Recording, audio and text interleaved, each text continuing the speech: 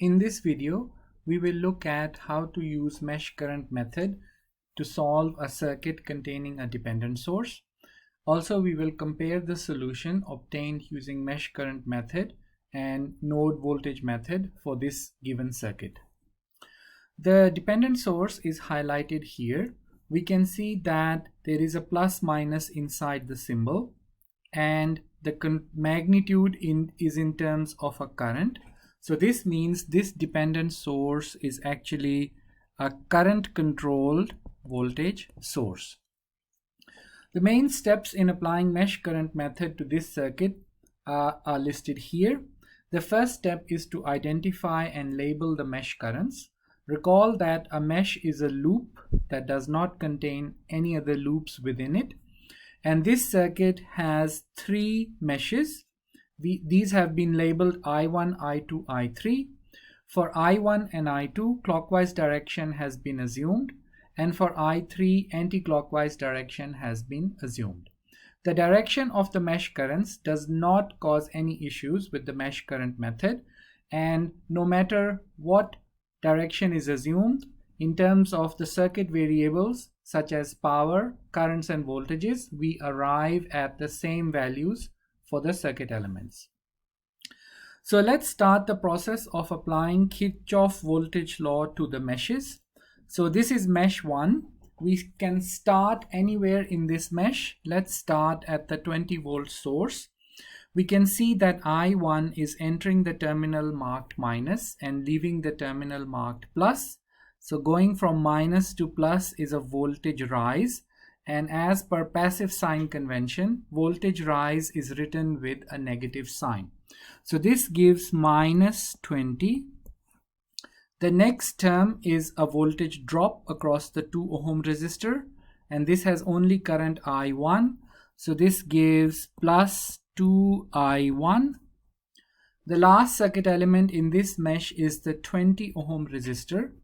We can see that mesh currents I1 and I2 flow through this resistor, and the direction is opposite. Since we are applying Kirchhoff voltage law to mesh 1, we give priority to the direction of I1.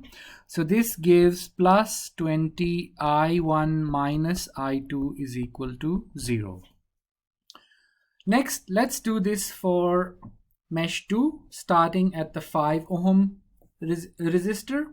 So this is a voltage drop, so we get plus 5I2.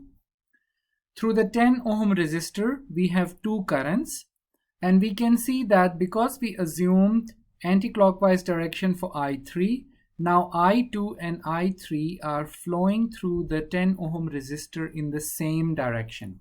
So this gives plus 10 I2 plus I3, and then through the 20 ohm resistor, I1 and I2 are opposite direction, and we give priority to I2 since we are applying KVL to mesh 2. So this gives plus 20 I2 minus I1 is equal to 0. For mesh 3, we start at the dependent source. We can see that I3 is entering the terminal marked minus and leaving the terminal marked plus. So this is a voltage rise.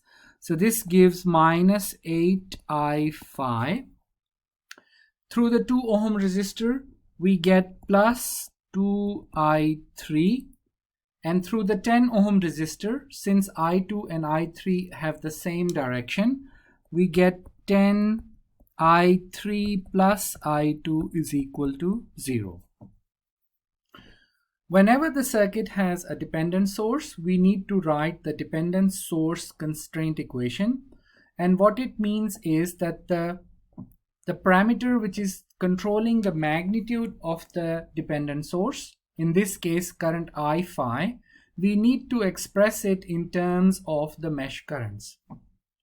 Looking at this circuit, I phi is the current through the 5 ohm resistor, and also I2 is the mesh current, which is the only mesh current flowing through the 5 ohm resistor. So this means I phi is actually equal to I2.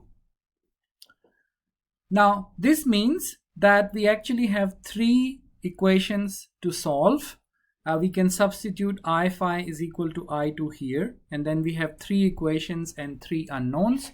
So these equations can be easily solved to show that we have I phi is equal to I2 is 6 over 5 amps, I1 comes out 2 amps, and I3 is minus 1.5, 1 over 5 amps. Now we can solve for the circuit variables, and here we have to find the power associated with the dependent source. So the power associated with the current control voltage source is the voltage. This is a voltage source. So the voltage drop is 8I phi, and the current through this voltage source is I3.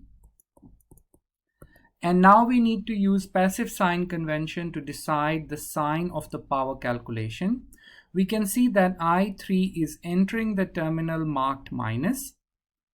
Therefore, we must use negative sign with the power calculation.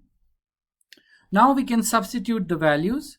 So this is I phi is 6 over 5 and I3 is minus 1 over 5. So simplifying, this gives 48 over 25, which is plus 1.92 watts. Thus, in this circuit, the dependent source is actually absorbing or dissipating power.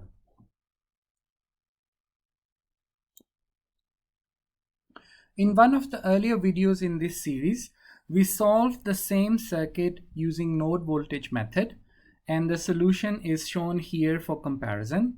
Applying node voltage method, we also end up with three equations, and then the power dissipated is 1.92 watts, which is exactly what we get using mesh current method. Thus, for this given circuit, applying node voltage method and mesh current method result in similar complexity, and it is no particular advantage to choose one method over the other in solving this given circuit. This completes the solution to this problem.